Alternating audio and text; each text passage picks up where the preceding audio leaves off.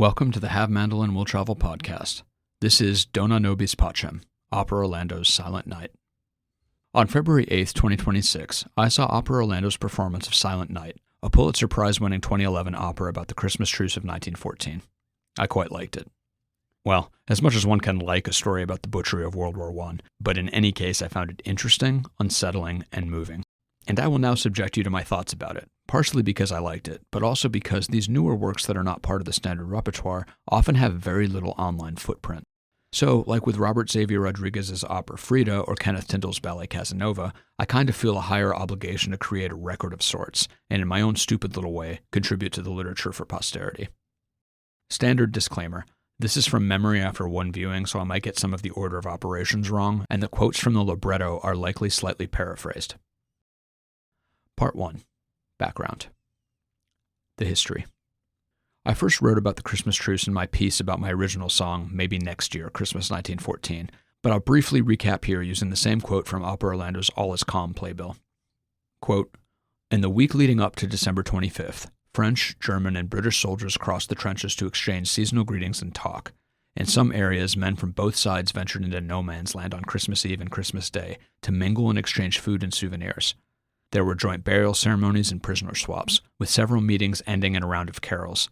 Men even played games of football with each other, creating one of the most memorable images of the truce. Unquote. Silent Night is a fictionalized version of the story, or stories, as it were, as the truce was actually a series of local spontaneous truces along the front. The opera. Silent Night was written by composer Kevin Putz and librettist Mark Campbell. It's a story in 2 acts, sung in English, German, and French, and is an adaptation of the 2005 film Joyeux Noël, written and directed by the French writer-director Christian Carion. The opera premiered with the Minnesota Opera in 2011 and won a Pulitzer in 2012. It was Kevin Putz's first opera. Mark Campbell had written 10 or so librettos previously. Fun fact, Opera Orlando's executive director Gabriel Preisser was in the premiere cast as Lieutenant Gordon. And bonus fun fact, also in the premiere cast was Ben Wager, who played Banquo in Opera Orlando's 2024 production of Macbeth. Silent Night follows German, French, and Scottish soldiers on the Western Front, with a focus on the Germans Nicholas Sprink, Anna Sorensen, and Lieutenant Horstmeyer, the Scots Jonathan Dale and Lieutenant Gordon, and the Frenchman Lieutenant Audebert and his aide Ponchel. Each side has a pair of characters that serve as guiding emotional anchors to the story. For the Germans, it is Nicholas and his lover Anna, both opera singers. This thread is loosely inspired by a real event, where the German crown prince sent singer Walter Kirchhoff to sing at the front lines, and he ended up getting an ovation from the Scots in their trenches.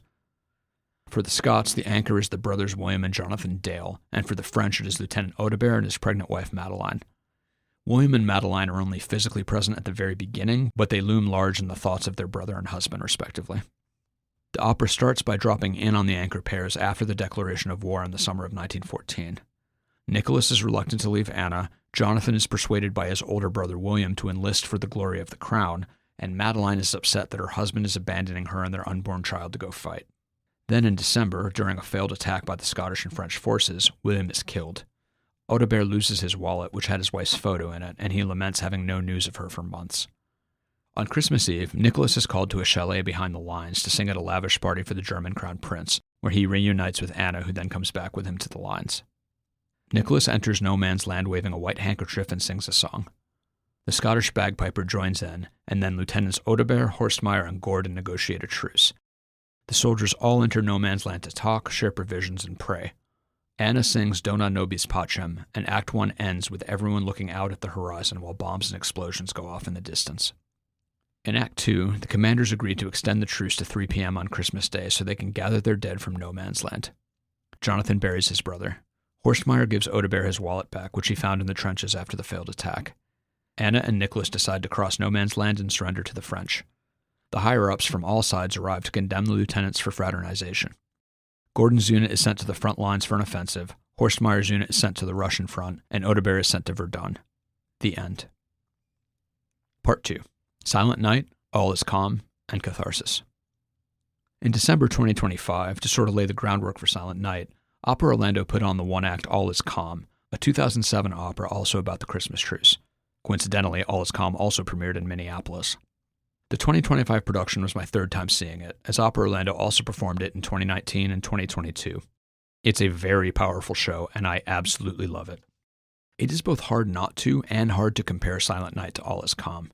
Obviously, the show's being a treatment of the same subject matter almost begs for comparison, but the structure, staging, music, and atmosphere of the works are so different that it almost feels weird to compare them, but I think doing so may be instructive. All Is Calm is an a cappella work, with 9 men singing songs and carols and reading real-life letters from soldiers on the Western Front. Everyone plays multiple parts and is on stage the entire time.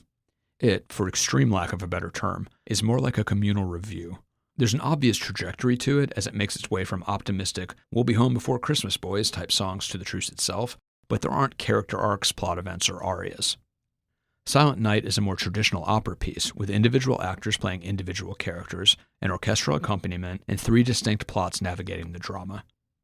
All Is Calm is a slow crescendo of emotion leading to the truce itself, and each time I saw it, without fail, I was fighting back tears because of the huge emotional catharsis of the opposing soldiers singing together, of weary men connecting with each other.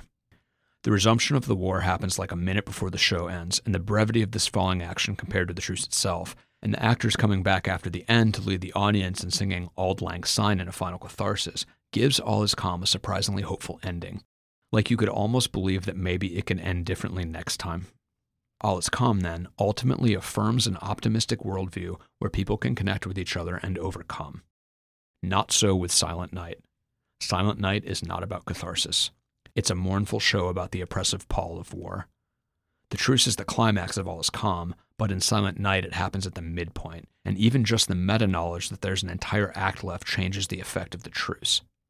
When at the end of Act 1, in near silence, the entire company turns their backs to the audience and looks upstage to see flashes of light and distant explosions, it doesn't feel like they are hopefully defying the madness. It feels like a temporary stay of execution. The emotion hit me at this point because I knew this wouldn't last against the enormity of the war. I mean, intellectually I already knew that it wouldn't last, but Silent Night really makes you feel the fragility and exceptionalism of it, the knife's edge it balanced on, and the price the participants all paid for it. There's an uneasy and tentative piece in our character sector, sure, but there's bombs going off in the background all down the lines, and men are still dying.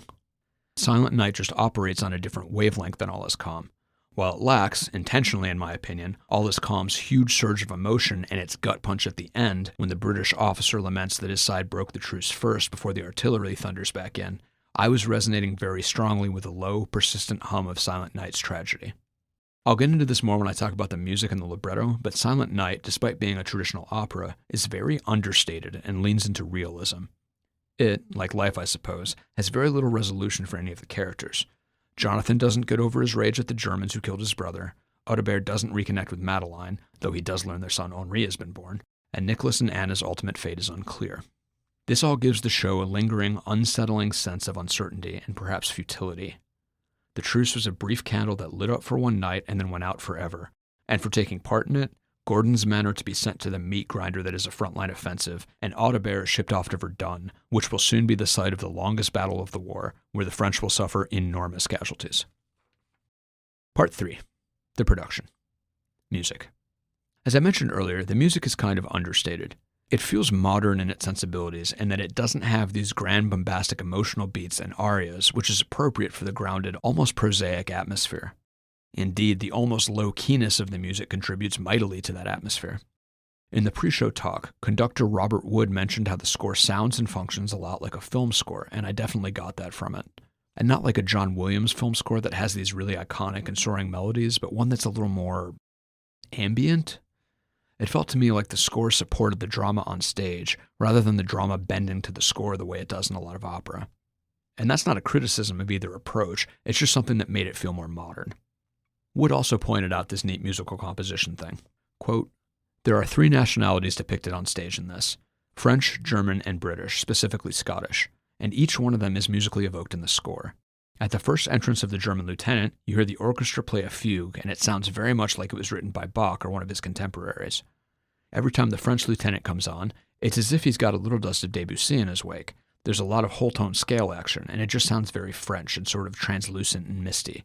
And then for the Scottish, instrumentation-wise, we do have a surprise instrument, and that is a bagpipe." Unquote. A lot of the singing is in a sort of recitative, where dialogue is sung in a speech-like rhythm without a lot of melodic contour. And most of the solos, like Audebert's Blessé, Grébert, Pierre, are mostly pretty restrained. Blessé, Grébert, Pierre begins with minimal instrumentation, and starts with Audebert going back and forth between listing out the casualties from the failed attack and longing for Madeline. It isn't overwrought, and the quiet power and emotion comes from the stillness of it. It's also a nice touch that the aria ends when Audebert gets to the list of the missing, and the first name is a 10-year-old boy, and he can't make himself continue.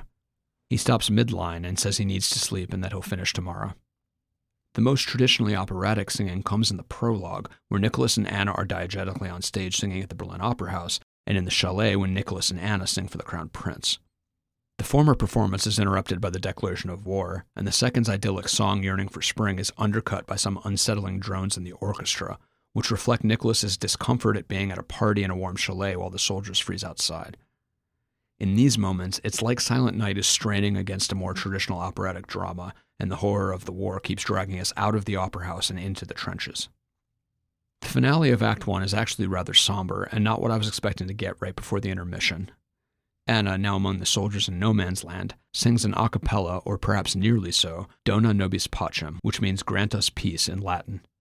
She walks among the soldiers and sings it to all sides. This aria is pretty melodically dramatic, an effect heightened by the lack of orchestration and the simple lyrics. I believe she only sings the words Dona, Nobis, Pacem. The men listen with a rapt, weary attention, and then they all turn to the horizon while the timpani suggests bombs in the distance. It's a mournful and disquieting note to end the act on, and I found it rather affecting. Libretto. I was very impressed by the libretto. There's a lot of good details, like how when Audebert is singing about losing Madeline's photo, he mentions it's the one near the lilac bushes, and later, when Nicholas is singing about the coming spring in the chalet, the song mentions the returning lilacs. It's just a nice small touch to have lilac as a symbol of better times threaded into two of the storylines.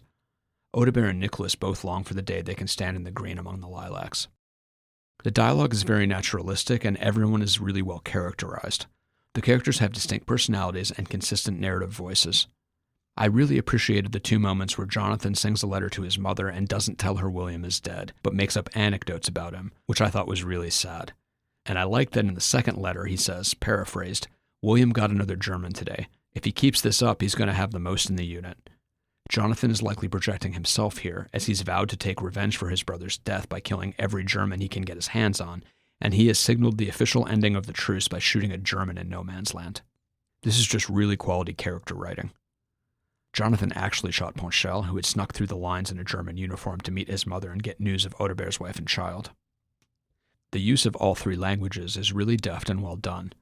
I really like the scene where the soldiers on all sides are singing their letters home, with English, German, and French all weaving together. There were a lot of people on stage, and the difficulty of simultaneously parsing three different languages as three separate languages really made them all feel like they weren't that different from each other, which, is kind of what the opera's about. I also appreciated how the show handled the characters from the different sides talking to each other. Nicholas and Horstmeyer both speak German, English, and French, and they mediate between Audebert and Gordon, who can't understand each other. Given everyone's strong characterization, watching them transition from suspicion to grudging respect to maybe even affection felt verisimilitudinous.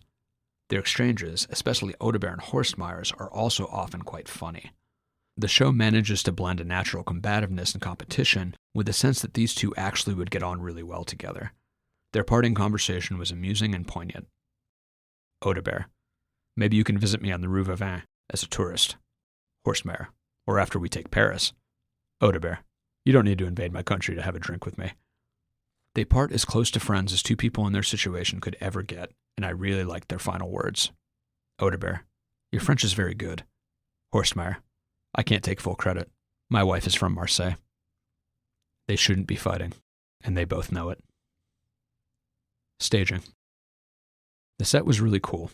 There was a large bulwark/trench wall at the back of the stage, which then angled into the wings, and a screen at the back which showed some static landscape images and some explosions of light. The most conspicuous part of the set was the no man's land turntable in the middle of the stage. Unlike the original staging, this turntable was not round but a canted rectangle, with one end about 2 feet off the stage and the back end closer to 5. The asymmetry allowed the production to give the stage a different look and imply a change in location just by rotating the turntable around. No Man's Land was always on stage, so even when the characters weren't on it, it was out there, looming. I also really liked that the chalet party set, with some fine furniture and drapery descended from the ceiling, was also on the turntable.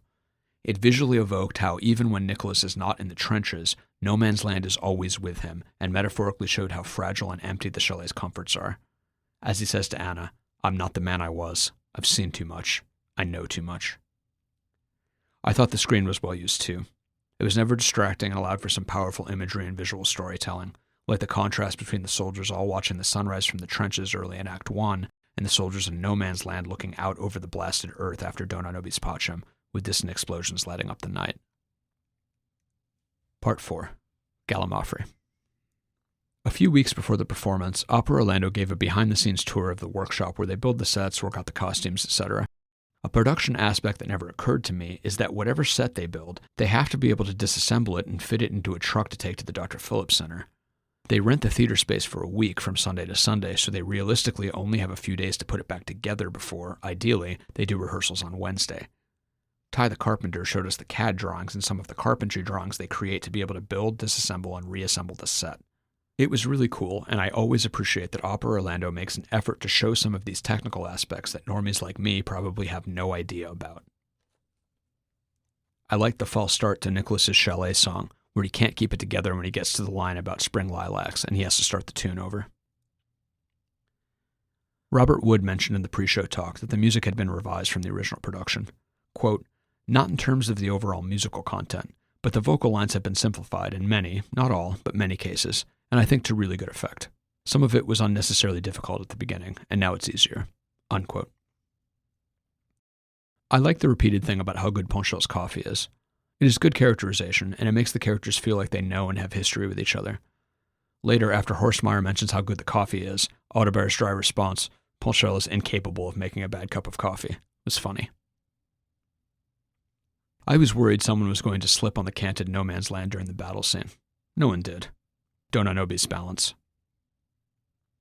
The audience chuckled when Gordon said to Horstmeyer, "This is going to be the most memorable Christmas of your life," and Horstmeyer amusedly responded with, "The only Christmas of my life. I'm Jewish." As I say basically every time with an Opera Orlando production, I appreciate the obvious thoughtfulness that went into the stagecraft, and I think it really reinforced what the opera was going for. I do like that not everyone was okay with the truce. Jonathan, still mourning, is absolutely not having it, and an offended drunk German soldier reports it to his commanders.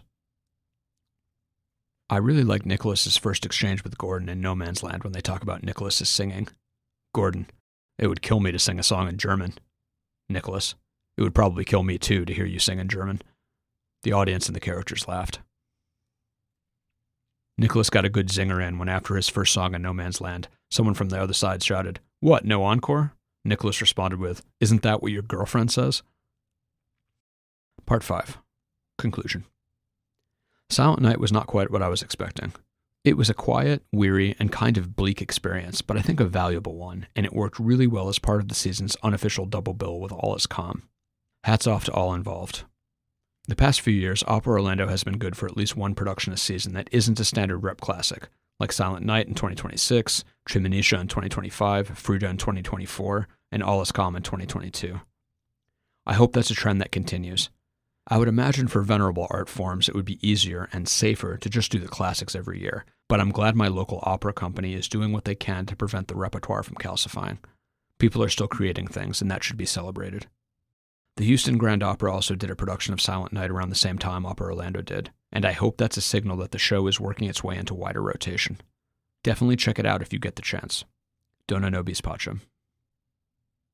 Originally published February 13th, 2026. This has been the Have Mandolin Will Travel podcast. I'm Matt Giuliano, and I hope you've enjoyed this piece. Check out havemandolinwilltravel.com for a look at some of my other projects and to hear my music. Cheers, and happy listening.